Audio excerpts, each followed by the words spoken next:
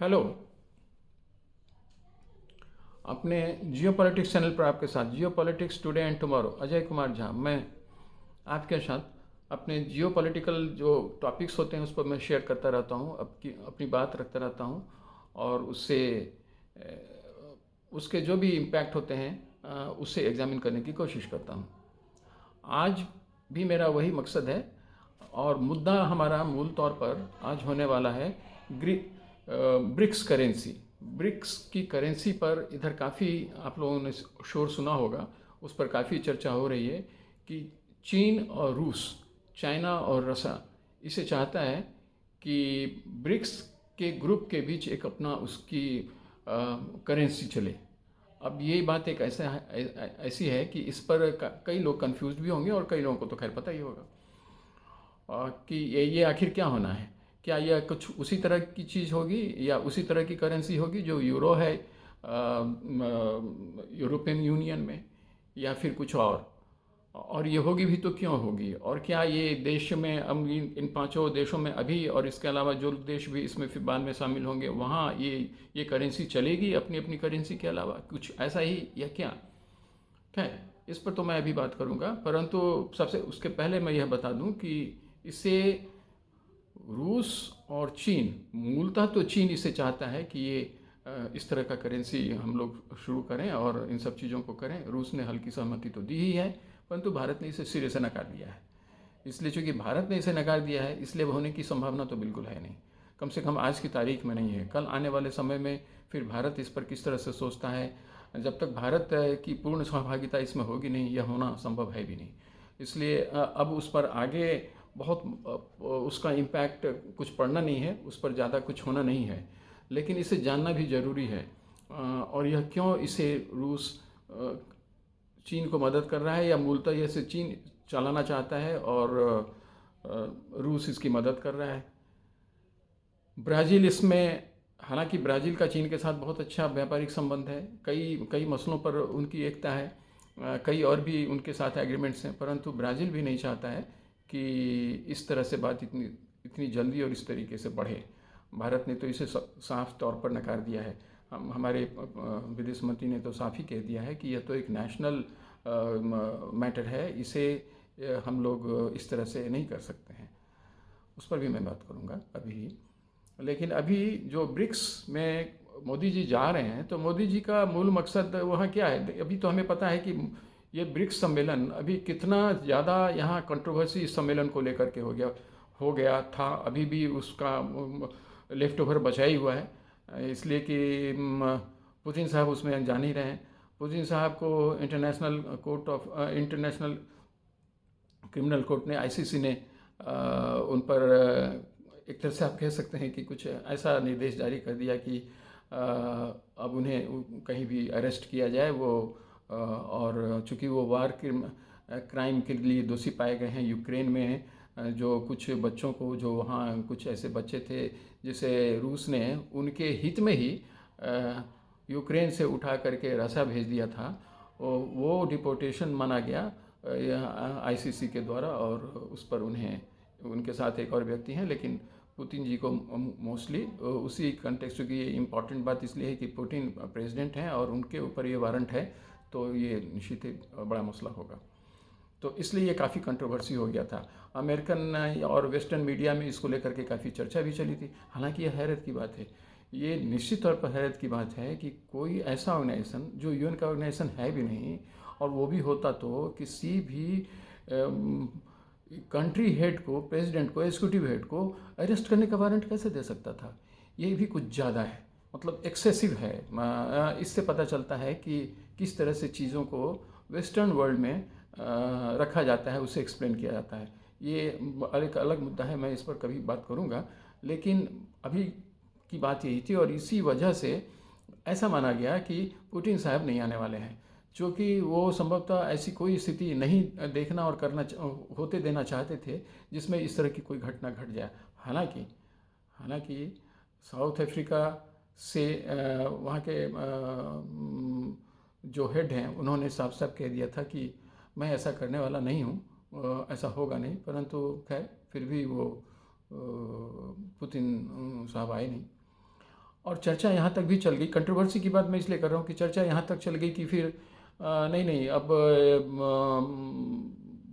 मोदी जी भी नहीं उसमें जाने वाले हैं, और मोदी जी भी नहीं जाने वाले हैं। पुतिन अगर वहाँ शामिल भी होंगे तो ऑनलाइन शामिल होंगे, और ऐसा ही संभवतः मोदी जी भी करेंगे। और चूंकि ऐसा अभी एससीओ मीटिंग में मोदी जी ने ही ऐसा सुझाव दिया था और ऐसा हुआ भी, तो अब ये एक परंपरा बन जाएगी। वेस्टर्न कंट्री इस पर काफ़ी खुश नज़र आ रहे थे। पता नहीं कहाँ से कोई लीकेज हुआ या कहीं से कॉन्कॉक्ट किया गया, कहीं बनाया गया कि ऐसी बातें हो रही हैं।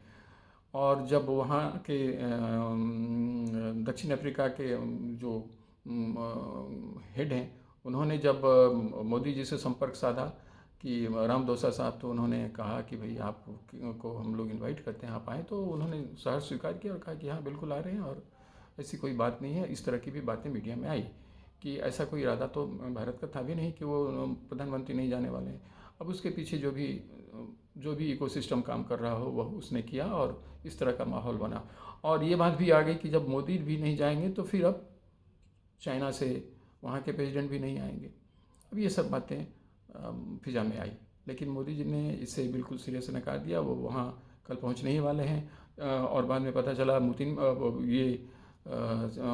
शी जिनपिंग भी वहाँ पहुँचेंगे, चाइना के प्रेसिडेंट। और हाँ, ब्राज़ील के प्रेसिडेंट नहीं होंगे, ब्राज़ील से कोई एक मंत्री होगा, इस बात की सूचना मिली है, जो रिप्रेजेंट करेगा। और दक्षिण अफ्रीका से तो जो वहाँ के पॉलिटिकल हेड हैं और एग्जीक्यूटिव हेड, वो तो वहाँ रहेंगे ही रहेंगे। तो अब ऐसा होगा। अब ब्रिक्स का इम्पोर्टेंस हम लोगों को पता है, हमने इस पर पहले भी चर्चा किया है कि इसलिए ज़्यादा इम्पोर्टेंट होता जा रहा है कि इसे एंटी वेस्टर्न खेमा का एक ग्रुप माना जाता है, इंटरनेशनल ऑर्गेनाइजेशन का ग्रुप माना जाता है, जो उसमें वेस्टर्न कंट्रीज़ नहीं हैं। और इसका जो इकोनॉमिक साइज़ है वो अमेरिका के इंडिपेंडेंट जो उसका जो अपना इकोनॉमिक साइज़ है उससे ज़्यादा बड़ा है। इंडिपेंडेंटली पूरा वेस्ट की बात मैं नहीं कर रहा, अमेरिका का जो बाई एंड लार्ज करीब कोई 22 से 24 ट्रिलियन डॉलर की उसकी इकोनॉमी साइज है, उससे बड़ा ये इकोनॉमी की साइज चाइना, इंडिया, ब्राज़ील और दक्षिण अफ्रीका के इकोनॉमी साइज को मिला करके बन जाता है। तो वैसे में जो इंटरनेशनल ट्रेड होगा ये उसके लिए एक अच्छा माकूल ग्रुप होगा जो वहाँ उन्हें मदद कर पाएगा। इसी कंटेक्स्ट में मैं ब्रिक्स के करेंसी की भी बात करूंगा। तो अभी की जो इस बात यही है कि जो कंट्रोवर्सी यहाँ हुई है उस कंट्रोवर्सी को का खंडन करते हुए मोदी जी कल वहाँ पहुँचने वाले हैं। वहाँ ब्रिक्स की मीटिंग होगी, टॉप लीडर्स वहाँ होंगे, सिर्फ पुतिन नहीं होंगे और ब्राज़ील के प्रेसिडेंट नहीं होंगे। लेकिन हाँ, 5 में अगर 2 नहीं हैं तो यह भी एक बड़ी बात है, इसलिए इसका इम्पोर्टेंस तो है ही कि 2 लोग उसमें नहीं आ पा रहे हैं।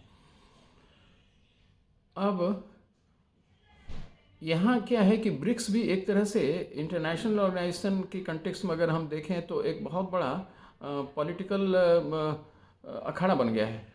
वहाँ चाइना अपना इन्फ्लुएंस जिस तरह से बढ़ा रहा है, वो चाहता है ज़्यादा से ज़्यादा देश इसमें शामिल हों, क्योंकि चाइना ने जो स्ट्रेटजी अपनी बनाई हुई है ग्लोबल एक्सपेंशन का, उसमें वो Asian countries, African countries, Latin American countries और इवन अमेरिका में भी उसके हाथ पांव काफ़ी लंबी दूरी तक बढ़ गए हैं।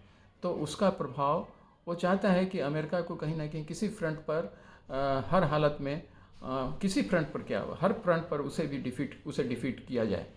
और इसी कंटेक्स्ट में उसकी मंशा है कि ज़्यादा से ज़्यादा कंट्रीज उसमें शामिल हों। वैसे तो ओरिजिनली इसके 4 ही मेंबर थे, उस समय साउथ अफ्रीका नहीं था, बाद में साउथ अफ्रीका भी आया तो 5 मेंबर हुए, और अब इसकी संख्या अमूमन 40 से 42 किए जाने की, नहीं 40 से 42 तो लोग उसके न्यू एप्लीकेंट हैं, तो और इन 5 को भी जोड़ लीजिए तो और भी बढ़ गए 45-46, वो आज की तिथि में, बाद में और बढ़ जाएंगे। और इसका काट वेस्टर्न कंट्रीज़ ने इसका काट करने के लिए ज्वाइंटली ऐसा सोचा हो या फ्रांस के राष्ट्रपति ने खुद ऐसा सोचा हो, वो भी यहाँ इसका मेंबर बनना चाहते हैं। उन्होंने भी इनविटेशन मांगा था साउथ अफ्रीका से कि आप भी मुझे इनवाइट कीजिए, चूँकि वो इसे ऑर्गेनाइज़ कर रहा है तो ये इनविटेशन देने का उसे हक है। तो लेकिन बाकी कंट्रीज इसके लिए तैयार नहीं हुए, फ्रांस के प्रेसिडेंट उसमें नहीं आ पाएंगे, लेकिन बाकी लोग आ रहे हैं। अब यहाँ जब हम बात कर रहे हैं कि जिस ब्रिक्स करेंसी को सिरे से नकार दिया गया है भारत की ओर से, वो एक्चुअली है क्या। देखिए, हमें पता है कि ब्रिक्स करेंसी एक वैसी करेंसी की अवधारणा है जिसको कि कंफ्यूजन ये है कि वो यूरो की करेंसी की तरह तो नहीं काम करेगा, परंतु वह ऐसा है नहीं। कम से कम ब्रिक्स के कंटेक्स्ट में वैसा हो भी नहीं पाएगा, लेकिन वो एक रिजर्व करेंसी के रूप में वो जो डॉलर को कम से कम चैलेंज कर सके, वो इस स्थिति में होगा। अमेरिका को चूँकि जो डॉलराइजेशन का जो कॉन्सेप्ट इधर काफ़ी तेज़ी से बढ़ा हुआ है, और उसको लेकर के कई दुनिया के बड़े बड़े देश अमेरिका के जो बहुत तरह के जो प्रतिबंध लग जाते हैं, उसको काटने के लिए ये एक व्यवस्था ब्रिक्स वाले देश कर सकते हैं अपने अपने देशों में। वैसी स्थिति में अभी जब यूक्रेन का वार हुआ, और मूलतः यूक्रेन का वार ही इसके लिए रिस्पॉन्सिबल है, मेरा तो ये मानना है, क्योंकि यूक्रेन के वार की वजह से कई तरह के प्रतिबंध अमेरिका ने रूस पर तो लगाए ही, चीन पर भी लगाए, और दुनिया के कई और देशों पर लगाए, जिसकी वजह से पूरी की पूरी इकोनॉमी दुनिया की तहस नहस में पहुंचने की स्थिति में आ चुकी है। तो उससे पार पाने के लिए यही एक रास्ता था कि उसमें डॉलर जो एक्सचेंज के लिए, ट्रेड के लिए, या किसी भी तरह के इन्वेस्टमेंट के लिए इंटरनेशनल लेवल पर एक्सेप्ट किए जाते हैं सभी कंट्री के द्वारा, उसका एक काट निकाला जाए, और जिसकी करेंसी ज़्यादा पावरफुल हो उसे एक्सेप्ट कर लिया जाए। उसमें चाइना ने अपने युआन को बढ़ाना चाहा। इस पर रूस ने भी थोड़ा तो उसे सपोर्ट भी किया, और रूस की भी मंशा है कि वो उसकी भी करेंसी उसमें शामिल हो। भारत ने तो इसे सिरे से नकार ही दिया है, क्योंकि भारत खुद भी चाहता है कि यहाँ का हमारा करेंसी जो रुपया है वो इंटरनेशनल लेवल पर एक्सेप्टेड हो। तो इस रूप में बातें शुरुआत हुई, और इस पर चलने की चर्चा होने लगी। हमें एक बात समझना होगा कि ये रिजर्व करेंसी है क्या। रिजर्व करेंसी नॉर्मली वैसे करेंसी को हम कहते हैं जो इंटरनेशनल ट्रेड में, इंटरनेशनल कॉमर्स में, इंटरनेशनल लेवल पर किसी भी ट्रांजैक्शन में एक एक्सचेंज करेंसी के रूप में काम आए, जिसको कि बाकी देश भी मान्यता देते हों। अभी सेकेंड वर्ल्ड वार के बाद जिस तरह से डॉलर, और ख़ास करके जो ब्रेटन वुड एग्रीमेंट हुआ, उसके बाद जिस तरह से चीज़ें आगे बढ़ी, उसमें डॉलर को जो प्राथमिकता मिल गई, उसके बाद होता ये है कि कोई भी कंट्री अपने करेंसी से किसी दूसरे देश के साथ ट्रेड और इन्वेस्टमेंट का काम कर नहीं सकता है, उसे डॉलर के माध्यम से ही करना होगा। और जब डॉलर के माध्यम से करना होगा तो ट्रांजैक्शन कॉस्ट उसे अमेरिका को या उस कंट्री को देना होगा जहाँ से वो ले रहा है डॉलर। मूलतः तो अमेरिका से ही लेना है, या फिर अगर अपने पास उसने रखा हुआ है तो भी उसे ट्रांजैक्शन कॉस्ट लगेगा। तो इस वजह से ये काफ़ी महंगा सौदा हो जाता है। तो वैसी स्थिति में ये एक बेहतर विकल्प लोगों ने सोचा था कि कोई दूसरा करेंसी इंटरनेशनल लेवल पर डॉलर को मात देने की स्थिति में हो। इसमें कोई वैसी ही करेंसी किसी दूसरे करेंसी को मात दे सकता है जिस कंट्री का एक रुतबा हो, मतलब इकोनॉमिक रुतबा हो, जिसका मिलिट्री पावर हो, जिसकी वजह से उस करेंसी की वैलिडिटी और उस कंट्री के करेंसी का इंड्योरेंस, या उसे वो मजबूत बना रहे, उसमें अस्थिरता ना हो, वो किसी भी तरह के दबाव में पड़ करके, इंटरनेशनल दबाव में पड़ करके उसमें अस्थिरता ना आए। तो वैसा ही करेंसी होना चाहिए। चाइना का इधर जिस तरह से इमरजेंस हुआ है, चाइना ने इस बात का दावा ठोका है कि वो उसकी स्थिति वही है जो अमेरिका की स्थिति है। वो काफ़ी स्टेबल कंट्री है, उसकी इकोनॉमी स्टेबल है, उसका मिलिट्री साइज पावरफुल है, वो मिलिट्री लेवल पर उसकी कैपेबिलिटी एकदम अमेरिका को मैच करती है, जैसा कि उसका मानना है। तो वैसी स्थिति में हमारे करेंसी के साथ आप ट्रांजैक्शन कर सकते हैं। इसके अलावा चाइना इतना एक्सपोर्ट के मामले में एक मैन्युफैक्चरिंग हब बन चुका है, तो दुनिया के हर एक तरह के प्रोडक्ट चाइना से लिए जा सकते हैं। किसी भी कंट्री के लिए ये फ़ायदे का सौदा होगा, और उसे किसी तरह का ट्रांजैक्शन कॉस्ट भी नहीं देना पड़ेगा। चाइनीज़ युआन अगर वो के माध्यम से अगर वो अपना ट्रांजैक्शन करना चाहते हैं, इन्वेस्टमेंट करना चाहते हैं तो कर सकते हैं। तो ये सब उसकी क्लेम है।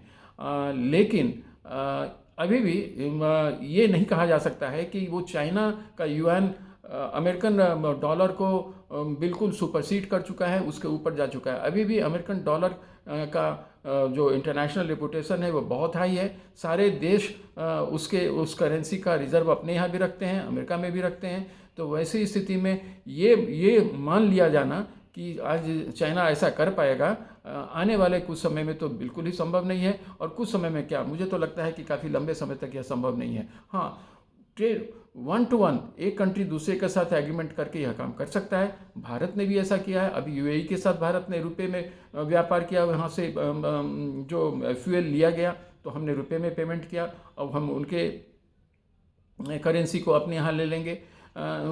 इसी तरह से अलग अलग, अभी श्रीलंका के साथ भी ऐसा भारत ने किया है, बांग्लादेश के साथ ऐसा किया है। तो इस तरह की व्यवस्था जरूर आगे चल सकती है। चाइना भी ऐसा कर रहा है कई देशों के साथ, लेकिन ओवरऑल उसे डॉलर के बराबर एक रिजर्व करेंसी की मान्यता मिल जाए आज की तारीख में मुझे लगता नहीं है। हाँ, कुछ कंट्रीज इस तरह से एक दूसरे के साथ कर सकते हैं। चाइना कई कंट्रीज के साथ इसलिए कर सकता है कि चाइना का जो अपना एक्सपेंशन है, इकोनॉमिक एक्सपेंशन काफ़ी बड़ा हो चुका है, काफ़ी इस बात को बिल्कुल हम नकार भी नहीं सकते हैं। तो उस लेवल पर तो हो सकता है, लेकिन सीधे सीधे उस तरह की मान्यता उसे नहीं मिल सकती है, और भारत तो उसे ऐसे भी देने वाला नहीं। लेकिन मजबूरियां हैं, कई बार भारत की कुछ कंपनियों को भी यूएन का सहारा लेना पड़ा है। तो लेकिन वो अभी समय की बात है, आने वाले समय में उस पर भी हम लोग भी काबू पा लेंगे, यह निश्चित मुझे तो जान पड़ता है। अब देखते हैं कि जो एक्सपेंस जिस करेंसी की हम बात कर रहे हैं, इस पर एक हम डिटेल फ्री चर्चा आपसे बाद में करेंगे। अभी हमने चूंकि ब्रिक्स की बात करनी थी तो ब्रिक्स करेंसी की बात भी हमने किया। इसके ओरिजिन, ये रिजर्व करेंसी होता क्या है, इस पर चीज़ें बढ़ती कैसे हैं, इसके क्या इम्पैक्ट पड़ते हैं, पहले और कौन कौन सी करेंसियाँ थी, उस पर भी हम बात करेंगे आने वाले अपने किसी एपिसोड में। अभी मैं इस बात को यहीं पर रखता हूँ, चूँकि अभी ब्रिक्स करेंसी क्या है उसकी बातों को मूलतः मुझे रखना था, जो मैंने आपके बीच शेयर किया, और भारत ने इसे नकार दिया है। और नकारने की वजह यह है कि भारत का भी अब compete करने की स्थिति में आ चुका है। यह भी एक मैन्युफैक्चरिंग हब बनने की तैयारी में है, उसके सारे इंफ्रास्ट्रक्चर्स तैयार हो रहे हैं। आने वाले 10, 15, 20 वर्षों में भारत चाइना को बीट कर सकता है, यह मेरी मान्यता है। कुछ लोग इसे नहीं भी मान सकते हैं, परंतु हमारा भविष्य सुनहरा है, यह तो मैं मानता हूँ। और ब्रिक्स करेंसी अभी के लिए तो टल गया है, यह दूसरी बात। और तीसरी बात, ब्रिक्स के जो पॉलिटिकल जो वहाँ पर जो कुछ सरगर्मियाँ थीं, वो उसको थोड़ा तो विराम लगा है। चाइना के प्रेसिडेंट और भारत के प्राइम मिनिस्टर संभवतः ये लोग आपस में मिलेंगे भी। हालांकि अभी चाइना के साथ भारत का काफ़ी कई तरह के अभी इशूज अभी चल रहे हैं। वहाँ हमारे बॉर्डर पर वो इशूज भी है जिस पर डायलॉग हो रहे हैं, मिलिट्री लेवल पर, डिफेंस लेवल पर। आगे अब जैसी भी संभावना हो, जो भी हो, देखते हैं। Thank you. Please subscribe my channel. Once again, I request you. Jai Hind.